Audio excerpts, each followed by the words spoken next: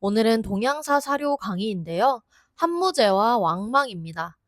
한무제 관련해서는 2019학년도 B형 2번 문항을, 왕망 관련해서는 2020학년도 B형 7번 문항을 다뤄보고자 합니다. 한무제 같은 경우 전한시대가 출제가 된다면 거의 대부분이 한무제 파트에서 출제가 될 정도로 빈출 주제이기 때문에 관련 사료는 꼭 한 번씩 보시는 걸 추천드리고요. 오늘은 사기와 한서에서 한 개씩 읽어보려고 합니다. 그리고 20학년도 왕망 문제 같은 경우에는 사료의 내용을 해석하는 것보다는 전반적인 문제풀이가 더 중요했던 거라서 한번 읽어보는 것에 의의를 두고 시작해 보도록 하겠습니다. 먼저 사기 평준서의 내용입니다. 지금상 즉위수세. 지금의 황제가 즉위한 지 수년에 이르러 중략 도비, 름류, 개만, 이, 부고, 여, 화재.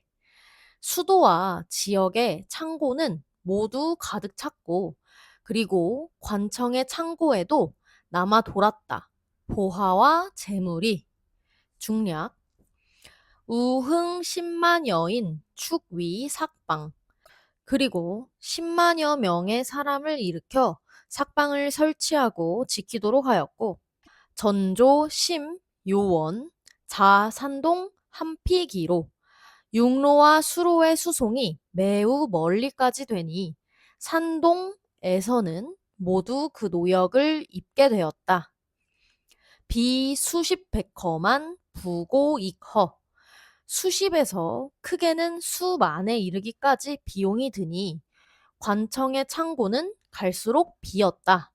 중략 초대농관 염철관 포다. 처음 대농이 염철관을 관장하여 일을 많이 벌리면서 치수형 요기 주염철 수형을 두고 염철을 주관하도록 하고자 했다. 한 번에 보면 첫 번째 줄에 상은 황상할 때 그 상으로서 황제를 뜻하는 말이고, 여기서는 한무제를 지칭하고 있습니다. 또 글자 중에 름, 유, 부, 고와 같이 곶집, 즉 창고를 의미하는 글자들이 굉장히 많은데요.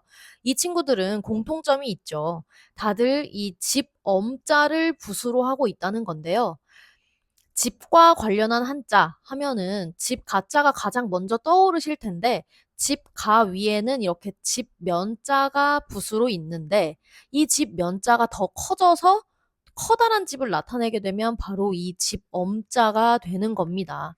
따라서 집 엄자는 커다란 집을 나타내는 모양으로 건축물과 관련된 단어에 주로 쓰입니다. 그래서 창고도 커다란 건축물의 일종이잖아요. 그래서 곶집을 나타내는 글자에는 죄다 이 모양이 붙어 있다고 보시면 쉽습니다.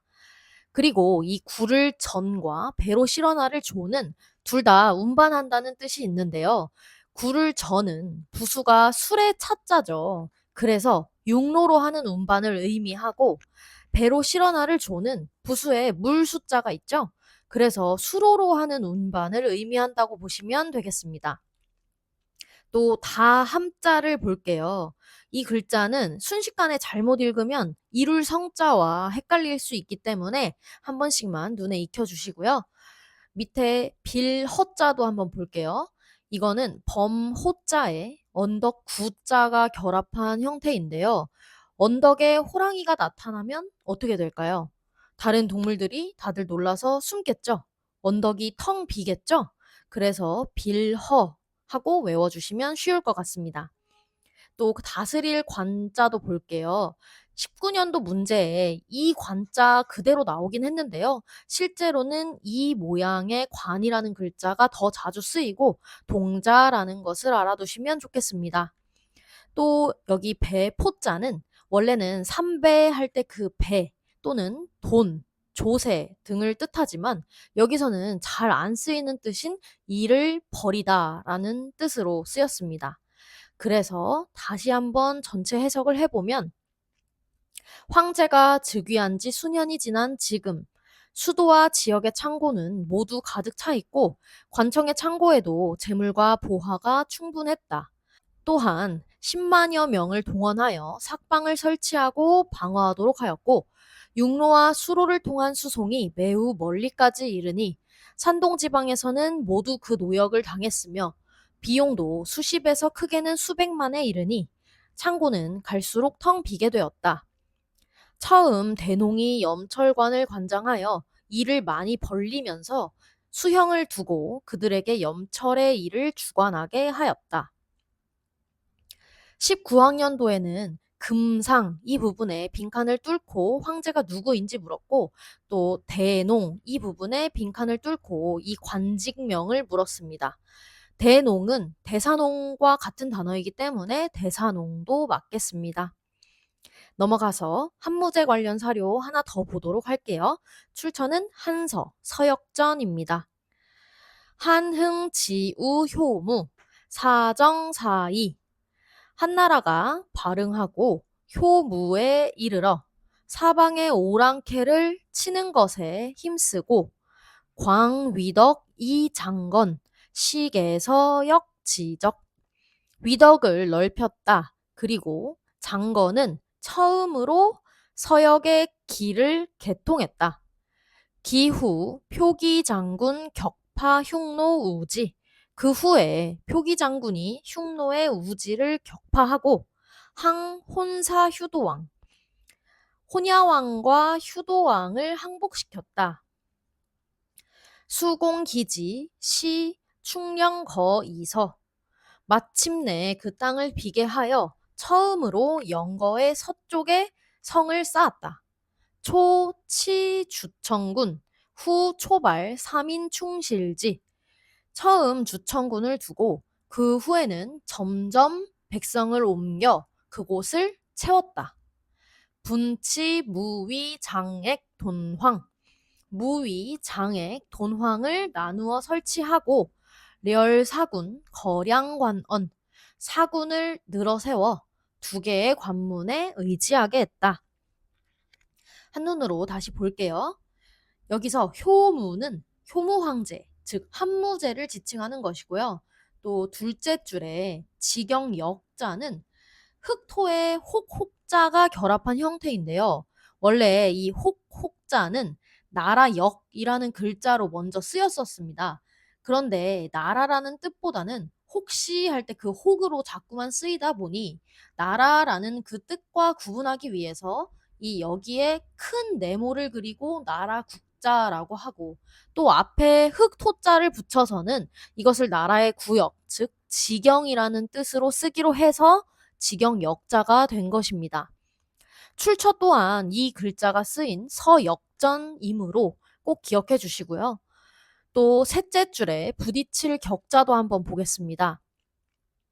사료에서 정말 많이 쓰이는 글자이고 앞에 이 친구는 수레 모양, 옆에 이 친구는 몽둥이 모양, 밑에는 손 숫자입니다. 따라서 수레를 몰면서 손에는 몽둥이를 들고 있는 거거든요. 공격이죠. 그래서 공격하다, 치다, 부딪히다의 의미를 지닌 칠격이다 하고 외우시면 좋습니다. 또 여기 간사할 사자는 그런가 야라는 음훈도 있기 때문에 혼사왕은 혼야왕이라고도 한다는 점 알아주세요. 그래서 총정리하면 한나라가 발흥해 무제에 이르러 사방의 오랑캐를 정벌함에 힘쓰고 위덕을 넓혔으며 장건은 서역의 길을 처음으로 개통했다. 그 후에 표기장군이 흉노의 우지를 공격하여 혼야왕과 휴도왕을 항복시키고 마침내 그 땅을 비게 하여 처음으로 영거의 서쪽에 성을 쌓았다. 처음 주청군을 세우고 후에는 점점 백성을 옮겨 그곳을 충실히 채웠다. 무위, 장액, 돈황을 나누어 설치해 사군을 늘어두고 두 개의 관문에 의지하게 하였다. 19학년도 문제에서는 이 효무의 빈칸을 뚫고 이게 누구인지 묻고 또 장건식의 서역 지적 여기에 밑줄을 긋고 그 계기를 물었으며 돈황 여기에 빈칸을 뚫고 이 지명을 물었습니다. 여기서는 장건, 서역, 표기장군, 흉노, 우지, 혼사, 휴도, 주천, 무위, 장액, 돈황과 같이 역사적 용어로 쓰이는 명사는 꼭 외워주세요. 자, 넘어가서 드디어 2020학년도 왕망사료입니다. 출처는 문선, 부명입니다. 해석에 들어가기 전에 이 사료에서는 이 중략 부분 이전까지의 형식이 7원시라는 점을 알아두시면 좋을 것 같아요. 7글자씩 대꾸법을 통해서 운율을 맞추는 시의 형식이기 때문에 시적 허용으로 동사로 와야 할 글자가 꽤나 생략되어 있다는 점 유념하시면서 따라와 주세요. 부개정신기, 상의야, 흠수백사, 성질야. 무릇 제사 지내는 곳을 개정하신 것은 최고의 법도였습니다. 온갖 제사를 높이 정비하신 것은 순서를 이룬 것입니다. 명당 옹대 장관야, 구묘장수 극효야.